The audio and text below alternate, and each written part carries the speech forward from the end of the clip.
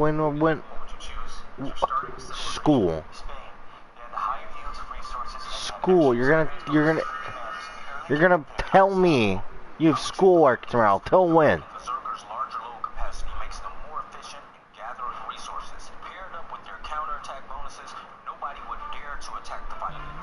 When are you going?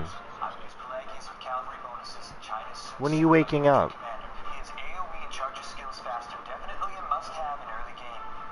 Well, what are you doing?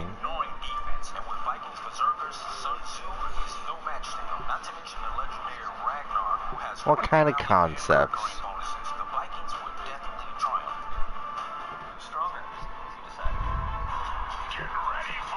You're avoiding the answer to the question, and it really irks me. God, you're doing a business class. We'll have a silver aesthetic, and we'll have the clan name of the OG's World First Fire Team. What are you doing an organization class for?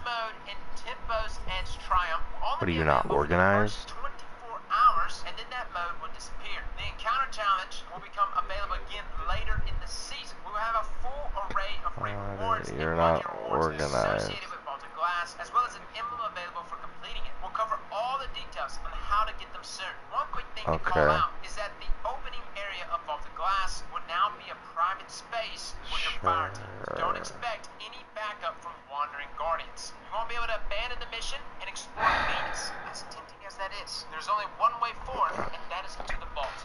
Man, I thought we were going back to Venus. As with any world's first race, we'll be following along and keeping an eye on the action as it unfolds, aka we're watching for cheaters. Well guys, that's pretty much everything covering Vault of Glass, at least for now. Interesting that Bungie is adding on more things there to the day one challenge of completion. That Tempo's Edge, Triumph, it's probably going to require us to complete encounters a certain way inside of Vault of Glass. And this is obviously something that Bungie's doing because they know that there is a lot of us that did Vault of Glass pretty much in our sleep back inside of Destiny 1. So Bungie is obviously trying to amp the challenge up for those veteran players. This could potentially become a reoccurring theme for other raids that come back in the future. Just saying. Like, so whatever the layout is here, if it's received well, could potentially be something for Crota's in the down last the road. time I checked the time, it was 10:30, and now it's 1:20. We talked about upcoming changes we are making to the sandbox. We started by looking at a few weapon types that were a little hot and needed some cooling down. Today, we're focusing on some of the upcoming buffs coming next season. Weapons future lead Chris Proctor is here with details and goals behind what we have planned. So from the heavy weapon roles, Chris Proctor, hello everyone. It's great to be back. First, I want to share how we think about weapon roles, with heavy weapons in particular. We intended each weapon to excel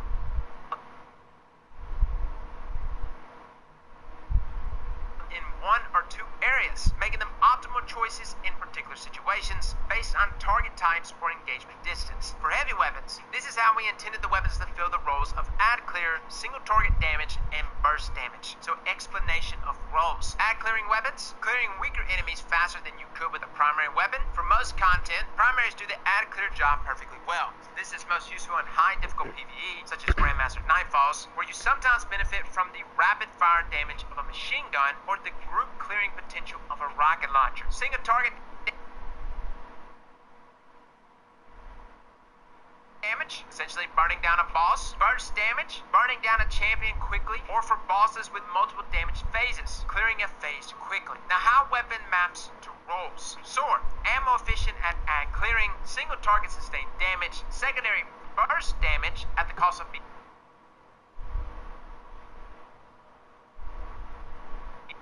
next to the dangerous target. Rocket launcher, burst damage, and secondary ad clear. Machine gun, ammo efficient ad clear, secondary single target sustained damage. We expect to adjust machine guns in a future season. They're not currently hitting this target. No, they're not. Machine guns need help. Like, don't get me wrong, some of the exotic ones are good, right? But legendaries definitely need, essentially, the rocket launcher buff that was handed to them this past season. Linear fusion rifles, single target sustained damage, where the target has a handy crit spot, as well as secondary burst damage. Drum grenade launchers, burst ad clear, secondary single target damage. Exotic snipers, single target sustained damage where a target has a handy crit spot. I still love you, Whisper. Now, moving on to a few examples of how we use heavy weapons in playtest. tests of high difficulty content, or when we're playing Grandmaster Nightfalls in retail. Linear fusion rifles, burning down champions, boss damage where the boss has a crit spot, or with Divinity. Rocket launchers, burst damage against champions or bosses, particularly with lasting impression, clearing clumped up waves of tough ads. Machine guns, breaking magic shields and GMs where our other weapons can't do the trick. Using a machine gun instead of a primary weapon in a heavy ammo rich situation where your primary and special weapons are not rapid fire. For example, a Menard, Succession, and whatever machine gun has a useful damage type in this GM. Now the balance philosophy behind this, there are two approaches we take to making balancing changes. First, big swings. Make a big change that we believe will immediately encourage new player behavior. Most useful when we need to nerf or buff something hard enough that everyone can tell that it's happened, with the expectation that we may need to dial the tuning in a later release. For example, the 120 hand cannon buff in Beyond Light, or the rocket launcher buff in Season of the Chosen. Incremental changes. Take something that we feel isn't far from where it needs to be and nudge it a little at a time. Most useful when we don't want to overcorrect and make something overpowered, or when we don't want to make a change with huge test wake and we prefer smaller, safer changes. For example, the precision auto rifle change outlined below, or the Season of Arrival's high impact pulse rifle change. Fellas, are we about to get a buff to 450s? Let's continue. In most releases, we make changes of both types, and which we choose for a given feature depends on how much time we have to test and iterate on a change, how many changes are already in a release, and how close we think a feature is to being balanced already. So first, a small note on damage fall-off distances. When we called out changes to damage fall-off distance, we always do so accordingly to a weapons-based damage fall-off. For example, hip power. Damage fall-off distance increases differently based on a weapon zoom. So for example, the fusion rifle distance changes described below, or the hand cannon distance changes called out previously will be higher with zoom. Weapon archetypes. Precisions. 450 round per minute auto rifles. This subfamily fell behind other auto rifles in the auto rifle tuning last year. So damage has been increased to be closer to the time to kill of the others. We've increased 450 round per minute auto rifle damage per bullet from 17 to 18.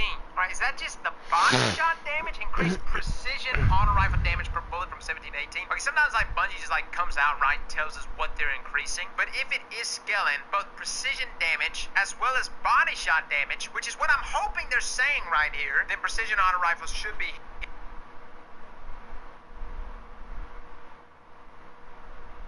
hitting 28.5 inside of Crucible. And I know it may display 28 right now, but it's not actually 28. It's like 27 point something. Either way, it's a very small buff. Like when Bungie mentioned a second ago about their balance philosophy being incremental changes and big swings, this is one of those small, incremental, you're probably not going to notice. Now, rares. We added a rare machine gun and bow to the rule loop pool recently, but we didn't have any obtainable linear fusion rifles or breach grenade launchers, and wanted to make sure these archetypes were also easily accessible. So we're adding existing but unobtainable rare linear fusion rifles and breach grenade launchers to the rule loop pool. Yay. Oh, that's exactly what I wanted, Bungie. Thank you. Linear fusions. These are an unpopular choice inside of PvE, largely because other weapons do their intended job, single target sustain damage better or more efficiently without the requirement of landing all the precision hits. We wanted to keep the LFRs focused on precision damage, but decided to increase the precision damage to make them more competitive, and increase reserves to give them more staying power. Note that we have seen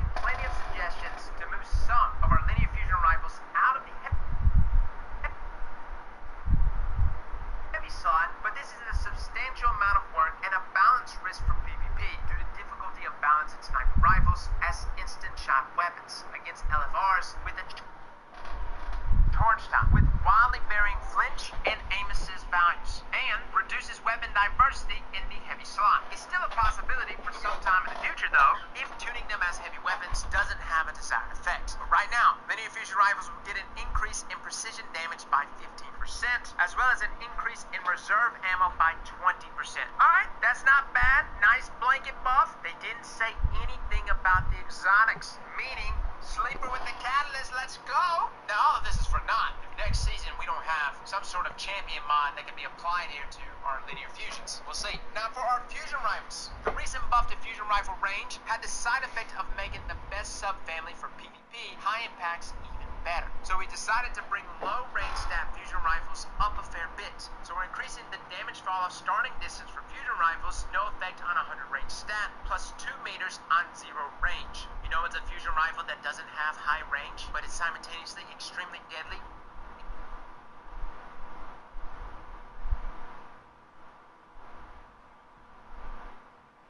Probably one of the most annoying weapons in the game. Bastion! Now Bastion sits at like 40-some range, but again, 2 meters at 0 range. Obviously, the lower the range of your fusion rifle, the more benefit it gets from this change. Although, will it still outweigh high impact fusion? Because somebody wanted to watch, but I was supposed to set a stream up at 11. But I didn't realize 2 hours passed. We made this perk. We were experimenting with unusual downsides for powerful perks. We ultimately decided that reducing reserves wasn't an interesting trade-off. We also wanted to be able to put the perk on special weapons, as well as heavy weapons, where reducing reserves would feel terrible. Submachine guns were granted a much smaller magazine fraction than auto rifles, so we fixed that at the same time. Starting next season, subsistence will no longer reduce reserve ammunition. Submachine guns now receive the same ammo fraction per takedown that auto rifles do. Was 10% like most weapons, now 17%, which is now the same as auto rifles. Interesting that they're mentioning submachine guns here in subsistence. Bungie, what is you doing? Are we about to get an exotic SMG? Huh? High impact reserves and under pressure. Due to technical constraints at the time these were created, the trigger condition for these is on projectile impact. For example, the bonus won't take effect until you fire the weapon once. Yes, that is true. But we have more flexibility in perk activators now. So starting next season, high impact reserves as well as under pressure will now remain active as long as the conditions are met, meaning you don't have to prime the weapon. Guys, this is an important factor for fusion rifles. High impact reserves actually increases the damage the lower you are into your magazine. It procs halfway down in the mag, and so does under pressure. The problem was in the game, it would not register this fact, especially in game modes like Crucible, until you fire the gun once, meaning these perks weren't actually active until you burn at least one shot. That's not how it's supposed to be. You already hold only 2 rounds in your special weapon when you respawn, so it should automatically be proccing both of those perks, or at least it will be next season. Moving on, Unrelenting. This is hard to trigger in difficult content, and the health awarded was hard to perceive. Now, it will be easier to trigger in PvE, and will immediately trigger on majors, and will heal 20% more. Okay. My level is 120 missing to me. 1 million combat. My level 250 winners. 1 million. Exactly. My level is 381. That's how that exactly was. That's 2 shots. There's definitely a big difference in how they balance. That's the key way to think about it. Wow, how did you do it? Once you log in, enter promo code UF4SHQJNGQ. You'll get 63 summons. With 60, you'll definitely get an elite. The first gift pack will get you 20. You'll quickly breeze through the early game. Don't worry about leveling up. Come on, Matt. I thought you said you had a monster. Yeah, I haven't drank it. Well, shouldn't you start that process so you don't go to sleep?